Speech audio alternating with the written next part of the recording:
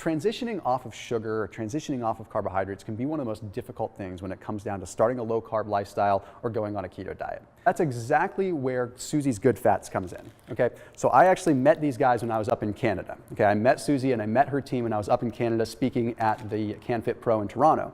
The interesting thing is I ate one of these bars when I was there, and I'm like, okay, that was insanely good. I also found that I was like ridiculously satiated for like 3 hours after the fact. So I went back the next day and I asked them what was up. I asked them what was going on, what their mission was, and why I was so satiated, why I felt so full.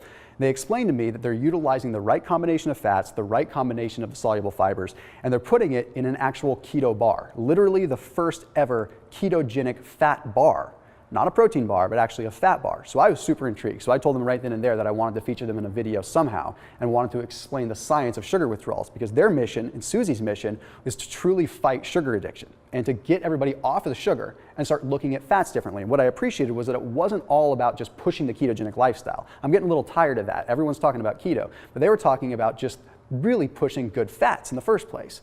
Understanding that fats are not the culprit. Anyhow, I digress. So you can find them down in the description, literally the world's first ketogenic fat bar that you can get. So you're definitely going to make sure you try them out. But what makes them interesting isn't just that they're utilizing the right fats. It's when they're combined with the right kind of fibers. So here's what's cool. You have this process called passive diffusion. Passive diffusion is where water is drawn into the small intestine or the colon. Now, if it happens too much, it can cause discomfort.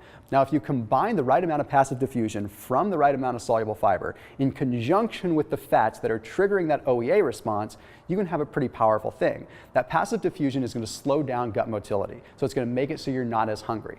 Therefore, allowing the oleic acid and allowing those fats to convert to OEA faster and easier because they're not digesting as quick. In essence, all that I'm saying is by adding the right combination of fats and fiber, you can truly kick the sugar addiction a lot easier, but also do it in a tasty way. So check them out in the description. The next thing I want to talk about is